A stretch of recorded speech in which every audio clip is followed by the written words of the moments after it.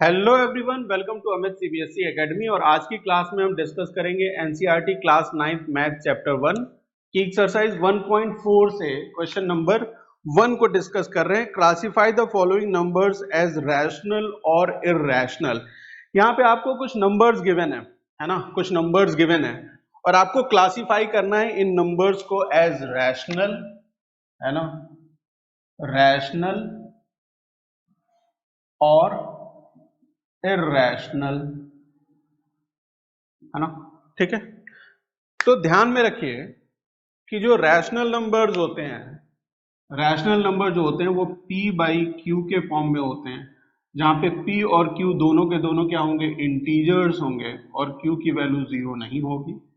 और rational numbers क्या होंगे, जो p बाई क्यू के फॉर्म में नहीं लिखे जा सकते हैं, वो सारे के सारे नंबर्स कैसे होते हैं, इररैशनल नंबर, जैसे √2, √3, पाई एंड सो ऑन। ऐसे बहुत से नंबर्स हो सकते हैं जो इररैशनल की कैटेगरी में आते हैं। ठीक है, एक चीज और यहां पे समझनी है हमें कि जो इररैशनल नंबर है ना, इररैशनल नंबर है, ठीक, इररैशनल नंबर का अगर हम इररैशनल नंबर्स में अगर हम कोई मैथमेटिकल ऑपरेशन कर रहे हैं, जैसे प्लस कर रहे हैं, माइनस, मल्टीप्लिकेशन एंड डिवीजन, है ना, ये हमारे मैथमेटिकल ऑपरेशन है। और एक इररैशनल नंबर का अगर हम मैथमेटिकल ऑपरेशन कर रहे हैं रैशनल नंबर के साथ, रैशनल नंबर के साथ, मतलब आपने इररैशनल नंबर में कोई रैशनल नंबर ऐड किया, इररैशनल नंबर में कोई इररैशनल नंबर माइनस किया, इररैशनल नंबर में कोई इररैशनल नंबर में कोई रैशनल नंबर मल्टीप्लाई किया या डिवाइड किया, मतलब कि एक रैशनल नंबर है और एक इररैशनल नंबर है, उनके बीच में आप सम ले रहे हैं, डिफरेंस ले रहे हैं, प्रोडक्ट ले रहे हैं, डिवाइड कर रहे हैं, तो हर केस में जो रिजल्ट आएगा, जो नंबर आएगा, वो कैसा होगा, वो इररैशनल नंबर होगा। हर केस में जो नंबर आएगा वो कैसा होगा, इररैशनल नंबर होगा। मतलब आप ये कह सकते हैं कि दो नंबर्स हैं और उसमें से एक इररैशनल है और मैथमेटिकल ऑपरेशन हो रहा है, तो इररैशनल नंबर डोमिनेट करता है और वो नंबर जो रिजल्ट के तौर पे आता है उसे हम इररैशनल ही कहेंगे। ठीक है, इस कॉन्सेप्ट का यूज होने वाला है, तो ध्यान में रखिएगा। यहां पे देखिए 2 माइनस √5 गिवन है, ठीक है, 2 माइनस √5 गिवन है, तो 2 क्या है, 2 तो एक इंटीजर है ना, 2 माइनस √5 गिवन है, तो 2 क्या है, 2 एक इंटीजर है ना, इंटीजर, या हम इसे 2/1 लिख दें तो ये क्या हो जाएगा, एक रैशनल नंबर हो जाएगा। ठीक है, रैशनल नंबर होगा, और इस फॉर्म में नहीं भी लिखेंगे तो भी बात समझ में आती है, लेकिन 2 क्या है, एक इंटीजर है, ये तो पता ही है, इंटीजर। ठीक है, और √5 क्या है, ये तो इररैशनल नंबर है। तो अगर आप डिफरेंस लेते हैं एक इंटीजर और एक इररैशनल नंबर का, तो आंसर क्या आएगा, हमेशा और हमेशा इररैशनल नंबर आएगा। इसको अगर आप 2/1 के फॉर्म में लिख के रैशनल नंबर भी बना लें, तो एक रैशनल नंबर और इररैशनल नंबर का डिफरेंस क्या आएगा, इररैशनल नंबर आएगा। तो ये क्या है, एक इररैशनल नंबर है।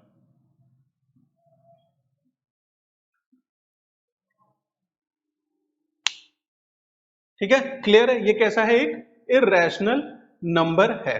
ठीक है, क्लियर। ऐसे आप कोई भी नंबर देखिए जहां पे प्राइम नंबर्स हो रूट में, है ना, जैसे √2, √3, √5, √7, ये सारे एग्जांपल्स हैं, और भी हो सकते हैं बहुत सारे एग्जांपल्स इररैशनल नंबर के। पाई भी क्या है, एक इररैशनल नंबर है ना।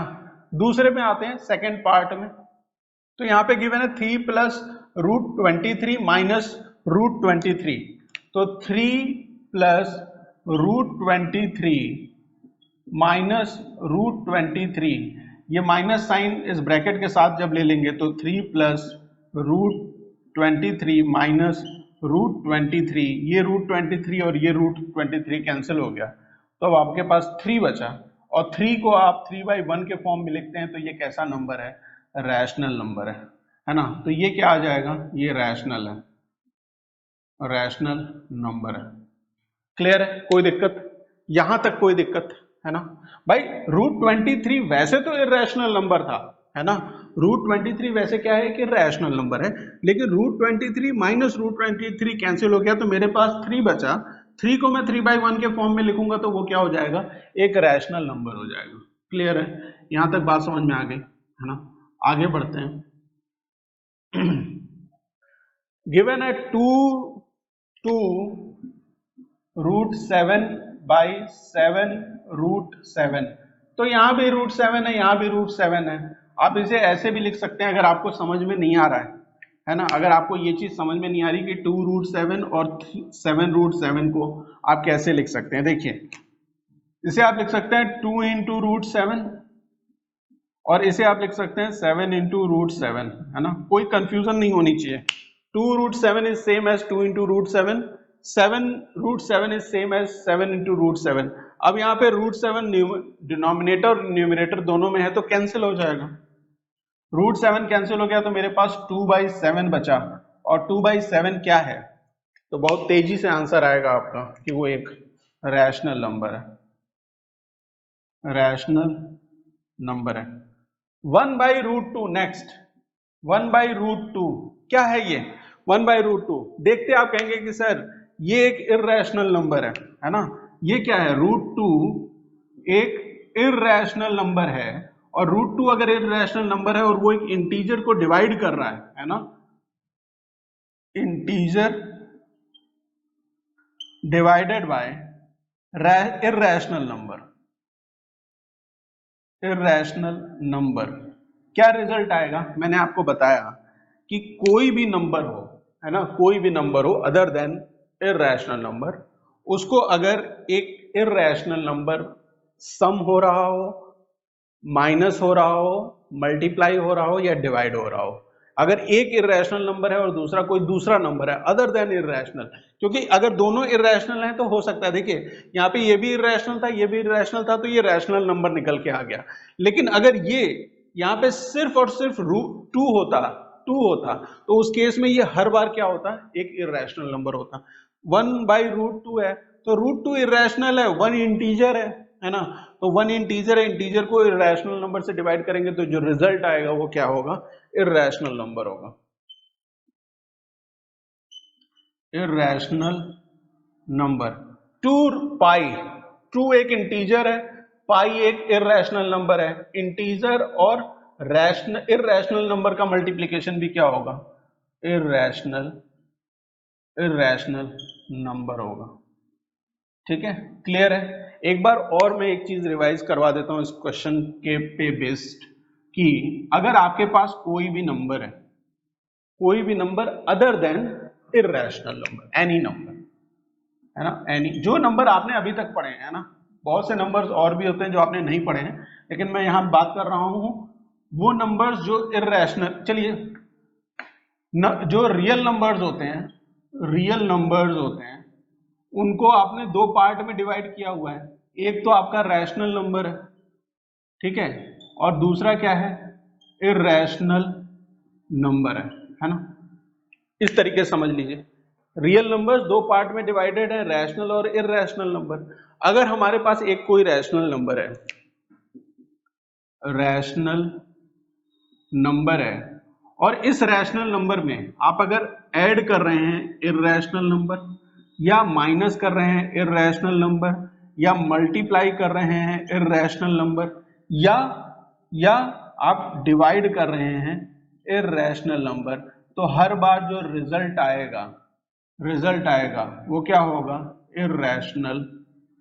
इररेशनल नंबर होगा, है ना?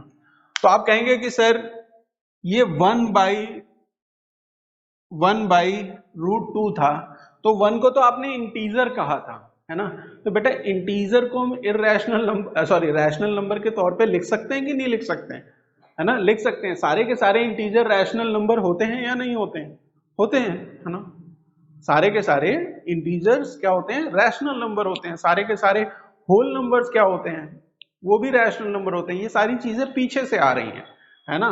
तो रियल नंबर्स को दो नंबर में डिवाइड किया, एक हो गया रैशनल, दूसरा हो गया इररेशनल। रैशनल नंबर में अगर आप ऐड करेंगे इररेशनल नंबर को तो इररेशनल आएगा, माइनस करेंगे इररेशनल नंबर को तो इररेशनल आएगा, मल्टीप्लाई करेंगे इररेशनल नंबर को तो इररेशनल आएगा, डिवाइड करेंगे तो भी इररेशनल आएगा। और यहाँ पे अगर समझने के तौर पे समझें तो रैशनल नंबर की जगह अगर कोई इंटीजर हो या नेचुरल नंबर या होल नंबर हो, है ना, ये सारे नंबर्स भी अगर हैं, ठीक है। वैसे समझने के तौर पे आप समझेंगे तो ये सारे के सारे नंबर्स होते रैशनल ही नंबर है, लेकिन अगर कहीं कोई कंफ्यूजन है तो इस तरीके से समझ लीजिए कि कोई रैशनल नंबर हो, इंटीजर हो, नेचुरल नंबर हो या होल नंबर, और उसमें अगर ये रैशनल नंबर्स पे मैथमेटिकल ऑपरेशन कर रहे हैं, प्लस माइनस मल्टीप्लिकेशन और डिवीजन, तो हर केस में जो रिजल्ट आएगा वो इररेशनल नंबर ही आएगा। ये अगर चीज याद है तो ये क्वेश्चन सॉल्व करने में आपको कभी कोई दिक्कत नहीं आएगी। कोई भी नंबर गिवन होगा आप आइडेंटिफाई कर सकते हैं whether it is a rational और irrational depending on this concept, right. ठीक है, तो मिलते हैं नेक्स्ट क्लास में जहाँ पे हम क्वेश्चन नंबर 2 को डिस्कस करेंगे। Thank you for watching.